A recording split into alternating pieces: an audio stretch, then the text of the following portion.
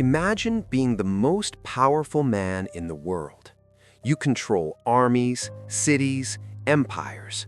One word from you could end a life or start a war. Now imagine writing in your diary every night that none of it matters, that you could lose it all tomorrow and be fine. That was Marcus Aurelius, Roman emperor, philosopher, Stoic. And he figured out something most of us still haven't: how to be unshakable in a world designed to break you. Stoicism isn't about suppressing emotions or becoming a cold robot. That's a myth. It's about understanding what you can control and what you can't, and then letting go of everything you can't. Marcus Aurelius wrote, "You have power over your mind, not outside events.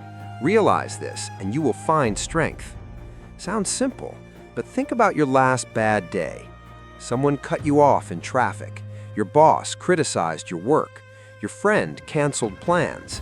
How much energy did you waste being angry at things you couldn't change? The Stoics had a framework.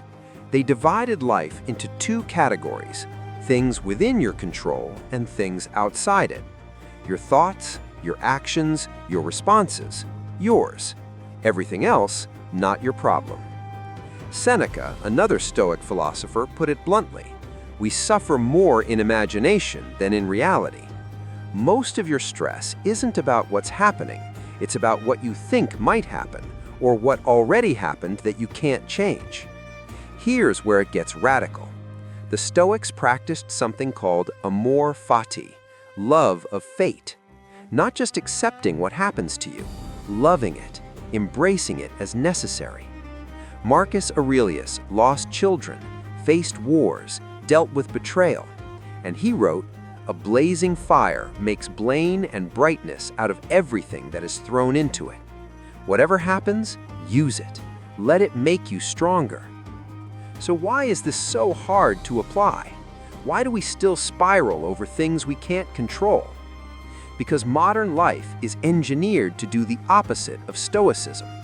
Every ad, every notification, every influencer tells you that you deserve to feel good all the time, that discomfort is a problem to solve, that you should control everything. You can't control the weather, but you get upset when it rains on your plans. You can't control what people think of you, but you obsess over every comment, every like, every awkward interaction. Think of your mind like a fortress. The Stoics built walls around what mattered and let everything else bounce off. But you've left the gates wide open. Every external event marches right in and sets up camp. Here's the trap. We think caring more will give us control. If you worry enough, plan enough, stress enough, maybe you can force the outcome you want. But all you're doing is exhausting yourself over things that were never yours to control in the first place. Epictetus, a Stoic who was once a slave, said it best: "It's not what happens to you, but how you react to it that matters." The same event can destroy one person and strengthen another. The difference? Perspective. First, practice the dichotomy of control every morning. Ask yourself, what's actually within my power today? Your effort, your attitude, your choices. Write those down. Then ask, what's outside my power? Other people's opinions, the economy, traffic, the past. Anything on this list? Stop wasting energy on it. Seriously, let it go. Second, do the evening review like Marcus Aurelius. Every night, reflect on your day, not to beat yourself up, to learn. Where did you lose your cool over something you couldn't control? What would a Stoic have done instead? Maybe you got angry at your coworker. A Stoic would ask, can I control their behavior? No. Can I control how I respond? Yes. Next time, choose differently. Third, practice negative visualization. This sounds dark, but it's powerful. Spend a few minutes imagining losing what you have: your job, your health, your loved ones. Not to be morbid, to appreciate what's here now and to prepare yourself mentally. The Stoics knew that everything is temporary.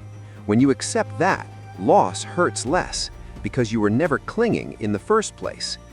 Seneca used to take days where he'd live like he'd lost everything, eating simple food, sleeping on the floor.